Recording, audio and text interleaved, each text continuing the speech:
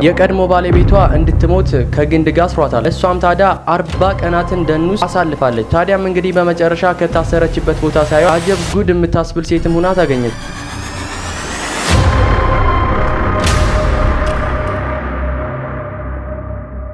ይቺ በስክሪኑ ላይ የምትመለከቷት አሮጊት በባቡር ጣቢያዎች ላይ ትለምናለች። ወጣቱ ደግሞ አፍጦና አሰፍስፎ ያያታል። ይህም ታሪክ እንግዲህ ከተፈጠረ በኋላ ዓለም በእንባ የተራጨበት ታሪክ ነው።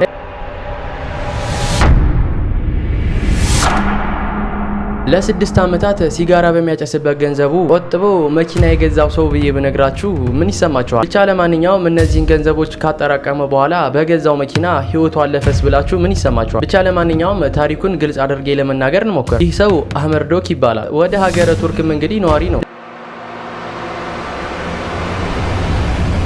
ሰላም ጤና ይስጥልኝ። በመላው ዓለም የምትገኙ ቤተሰቦች እንዴት ናችሁ? እንግዲህ ዛሬም እንደተለመደው በዶክመንታሪ ቪዲዮ ተመልሻለሁ። የዛሬ ፕሮግራማችን ያው እንደለመድነው በ3 ዶክመንታሪ ቪዲዮዎች እንግዲህ ይሄ ቪዲዮ ታጅቧል ማለት ነው። እስከ ቪዲዮ ፍጻሜ ድረስ አብራችሁ ይቆዩ ስል በአክብሮት ጠይቃችኋለሁ።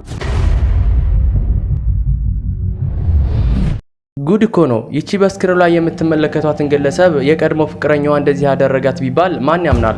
ይኸውላችሁ ነገሩ እንዲህ ነው። የቀድሞ ባለቤቷ እንድትሞት ከግንድ ጋር አስሯታል። እሷም ታዲያ 40 ቀናትን ደን ውስጥ አሳልፋለች። ታዲያም እንግዲህ በመጨረሻ ከታሰረችበት ቦታ ሳይሆን አጀብ ጉድ የምታስብል ሴትም ሆና ታገኘች። የዚች ሴት እንግዲህ መጠሪያ ስሟ ሌላ ኩማር ትባላለች። የህንድ አስፈሪ ደኖች ውስጥ ነበረ ራሷን ከግንድ ጋር አስራ በሰንሰለት የተገኘችው። ታዲያም እንግዲህ ለ40 ቀናቶች በደን ውስጥ ቆይታለች። ታዲያም እንግዲህ ያለ መጠጥና ያለ ውሃ ደን ውስጥ ያሳለፈችው እቺ ሴት በምን አይነት አጋጣሚ እንደሆነ ባይታወቅም በአንድ አጋጣሚ ደን ውስጥ በገቡ ሰዎች ያገኟትና በአቅራቢያው ወደሚገኝ ሆስፒታልም ይወስዷታል። በዛ ሰዓት እንግዲህ እንኳን ማናገር ሰዎችን ራሱ በትክክል መለየት አትችልም ነበር። ከ30 ቀን በላይ እሰቡት እንግዲህ ከ30 ቀን በላይ ምግብ መመገብን ያልቻለች አሜሪካዊት ሌላ ኩማር ትባላለች ሴት። እንግዲህ እሰቡት ምን አይነት ታሪክ እንደሆነ አላውቅም፣ ግን የሰው ልጅ አሁን በሳይንሳዊ መንገድ ሲኬድ እንግዲህ ስንት ቀን ነው የሚለው ያለ ውሃ ራሱ ከ5 እስከ 6 ቀን ብቻ መቆየት ይችላል ይላል።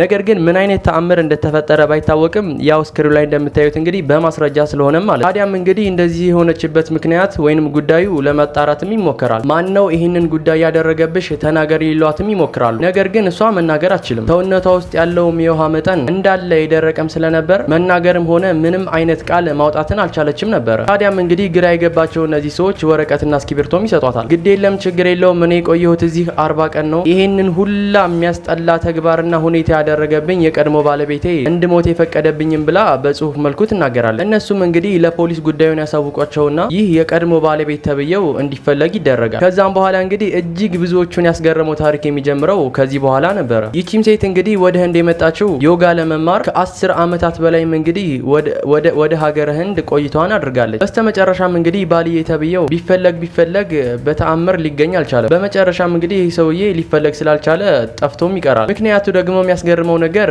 ባል የሚባል ነገር አልነበራትም ነበረ። እናም እንግዲህ እቺ ሴት ራሷን በህንድ ጥቅጥቅ ባሉ ደኖች ውስጥ ራሷን ለማሰር ያስገደዳት ነገር ደግሞ እጅግ በጣም ብዙዎቹን ፈገግ ያስባለ አስቂኝ ተግባርም ነበረ። ምክንያቱም ደግሞ እንግዲህ ቪዛ እያለቀባትና ለቪዛ የምከፍለው ምንም አይነት ገንዘብ አልነበራትም ነበረ። ስለዚህም እንግዲህ እጅግ በጣም አሳዛኝ ከሚባሉ ታሪኮች መካከል የመረጠችው እሷ ይህንንም ስለነበረ የቪዛዋን ነገር በዚህ መልኩ መቋጨትም ነበረባት። እሷም እንግዲህ ይህን ሁላ ተግባሮቿን አድርጋ ለቪዛ ብቻ ስትል 40 ቀናቶችን ደን ውስጥ ያውም አደገኛ የሚባል ነብርና የተለያዩ የሚያስፈሩ የዱር እንስሳቶች ባሉበት ደን ውስጥ ራሷን አስራ ከ30 እስከ 40 ቀን በሚቆጠር ሁኔታ ምግብን ባለመብላት እንግዲህ ራሷንም አስራ ቆይታ ነበረ። በእርግጥ ግን በመጨረሻም ቢሆን እሷ ውጤታማ ለመሆን በቅታለች። ቪዛውም እንግዲህ ተመቶላት እዛው የመቆየት እድሎችንም አግኝታለች። ነገር ግን ይህን ሁላ ነገር ያደረገችው ነገር እጅግ በጣም የተሳሳተም ስለነበረ ወንጀልም ስለሆነ ያው የህንድ ፖሊሶችም ያምናሉ። ለፍርድም እንግዲህ ሊያቀርቧት እንደሚችሉና ይቺ ሴት ራሷ ላይ ባደረገችው ነገር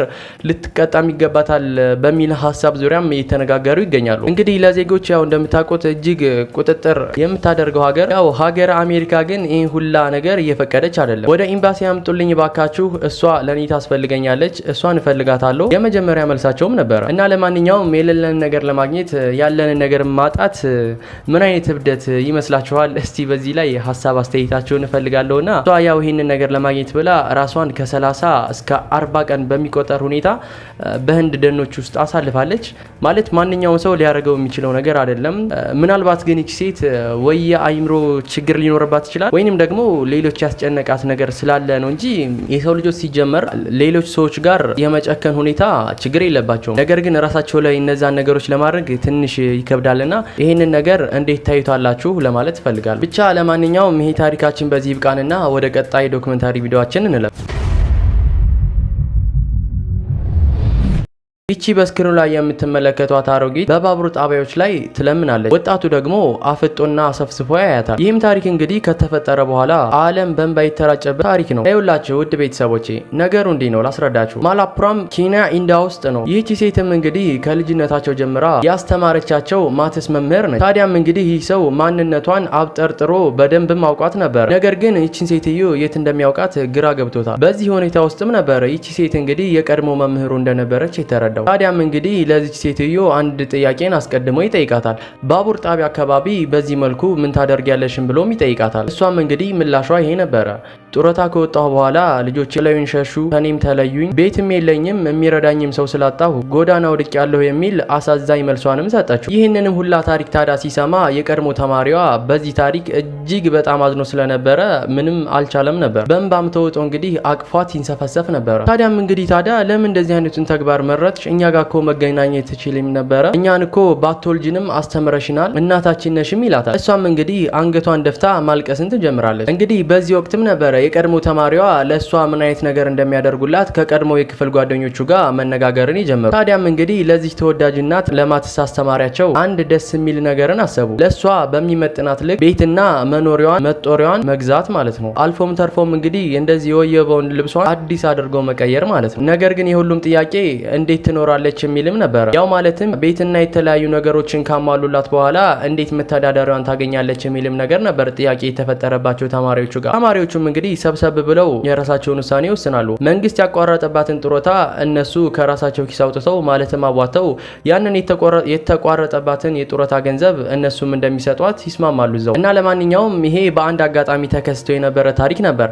እነሆ እናንተ እንድታዩት ብዬ አምጥቼዋለሁ። ለማንኛውም ወደ መጨረሻው ዶክመንታሪ ቪዲዮአችን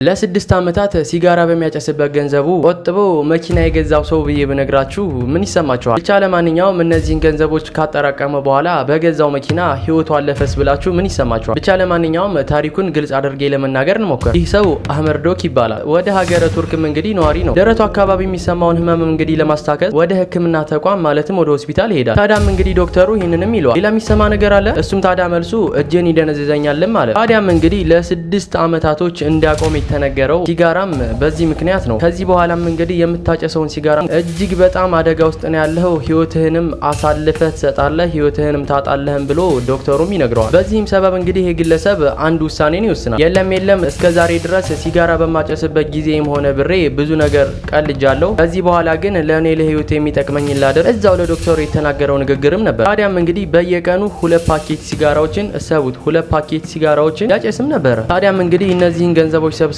ለ6 ዓመታት ያጠራቀመበትን ሞተር ሳይክልና መኪናም ይገዛበታል። ታዲያም እንግዲህ 2017 ላይም ነበር ይህንን ዜና እጅግ በጣም ብዙ ሰዎች የሰሙት። ይህ ግለሰብ 6 ዓመት ሙሉ ሲጋራ ሲያጨስ ማለትም ሲጋራ ሲያጨስበት የነበረውን ገንዘብ አጠራቅሞ መኪና ገዝቶ ነገር ግን በዛው በገዛው መኪና ህይወቱ አልፏል ሲሉም ብዙ ሰዎች ተቀባበሉ። ታዲያም እንግዲህ ይህ ዜና ብዙዎቹን ሲያነጋግር ስለነበረ ውሸት ነው ወይንስ እውነት ነው የሚለውን ነገር ለማጣራት ብዙ መንገዶችንም ተጉዘው ነበር። በእርግጥ ግን ያው በፈረንጆቹ 2020 ዓመተ ምህረት ላይ ይህ ግለሰብ ሶሻል ሚዲያ ላይ ማለትም ፌስቡክ ድህረ ገጽ ላይ ሲጠቀም ተገንቶ እንዲህም ሲል መልሷል። እኔ በህይወት አለሁኝ። ይሄን ሁላ ተግባሬን ሳረጋቸው የነበሩ ነገሮችን ሱሶችን ጨምሮ ለህይወቴ ስል አቆሚያቸዋለሁ። ከዚህ በኋላም ፈጣሪ ያኖረኛል። ታዲያም እንግዲህ ይሄን ሁላ ዜና ማናሰራጨው ማለትም ዓለምን ጉድ ያስባለውን ታሪክ በውሸት ፈጥሮ ማን ተናገረ ብላችሁ ልጠይቁ ትችላላችሁ። በእርግጥ ግን ለዚህ ዜና መከሰት ብዙ ምክንያቶች አሉ። የትንባሆ አምራች የሲጋራ ፋብሪካዎች ከሲጋራ ፋብሪካዎች ጋር የተገናኙ ነገሮችን ቢሰሩም ብዙ ሰዎች ግን ይሄን ሁላ ድርጊት የሰሙ ሰዎች